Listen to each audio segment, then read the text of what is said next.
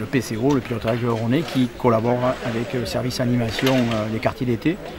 Donc c'est pas le pilotage seul qui est à l'initiative, mais nous avons bien aimé la proposition, puis convergence d'intérêts. Nous, ce qui nous intéresse, c'est faire vivre le fronton, c'est utiliser ce fronton, et ce qui intéresse les animations, c'est que les touristes y trouvent leur compte aussi, et qu'il y ait un maximum d'animation. Donc là, on a de la pelote en trinquet, vif succès, le trinquet est quasiment plein, et j'espère que les gradins du fronton seront pleins, et donc succès au bout. Oui. L'an dernier, c'était déjà un succès. Alors, depuis 16h cet après-midi, nous recevons des publics de touristes principalement pour faire des initiations de pelote et la visite de l'expo sur la pelote. Voilà, donc nous avons passé beaucoup de monde, 200 ou 300 personnes sont passées déjà à l'exposition cet après-midi. Actuellement, de 19h à 20h, donc, nous avons la démonstration de l'équipe de France de palette à cuir en trinquet. Donc les 4 qui porteront les couleurs de la France aux prochains mondiaux de Barcelone en octobre prochain sont là et sont en train de se tirer la bourre. C'est plus qu'une démonstration, là c'est vraiment couteau tiré, donc c'est très bien pour le spectacle.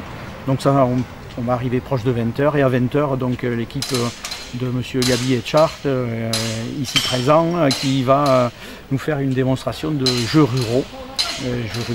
La force basque, comme certains le disent, avec un spectacle de qualité. On sait ce qu'il produit, et nous avons cette année en plus une attraction, mais il en parlera mieux que moi, puisque le champion du monde des leveurs de pierre est là. Donc un grand spectacle. Et disons que c'est un petit peu l'historique des jeux ruraux de force basque, qui sont des jeux locaux, c'est-à-dire que toutes les régions dans le monde ont de leur spécificité en termes de jeux locaux. Du travail quotidien naissaient les jeux. C'est pour ça qu'il n'y a pas les mêmes jeux, parce que l'économie locale n'est pas la même à travers le monde. Il y a des jeux locaux australiens, irlandais, anglais, basques, partout. On adapte le travail, on invente des jeux.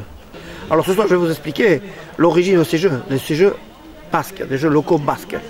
Parce qu'il faut savoir là, et on en aura 7 ou 8, je ne me rappelle plus combien il y en a, 7 ou 8 que nous allons vous présenter, avec notamment l'équipe de Gavat, qui est championne en France, au Chocatira, au tir à la corde, en 720 kg. Il y a Dufo Olivier qui est médaillé d'argent au lever d'enclume. Il y a Ignacio Perruena, le numéro 1 mondial des leveurs de pierre. Ensuite, il y a également des athlètes de très bon niveau qui ont fait plusieurs championnats. L'équipe de Gavat est l'équipe numéro 2 au tir à la corde. L'équipe numéro 1 est à celle d'Espelette, mais qui prépare des championnats déjà. Donc des spectacles, ils en font aussi. Hier, ils en avaient un, on fait que localement, parce que déjà, ils sont dans la phase de préparation des championnats de Euskadi. Bueno, hay muchas formas de levantar piedras, pueden ser pruebas de resistencia, velocidad, piedras irregulares. Lo que hoy voy a hacer aquí es la piedra grande, consiste en nivelar sobre el hombro el mayor kilaje posible.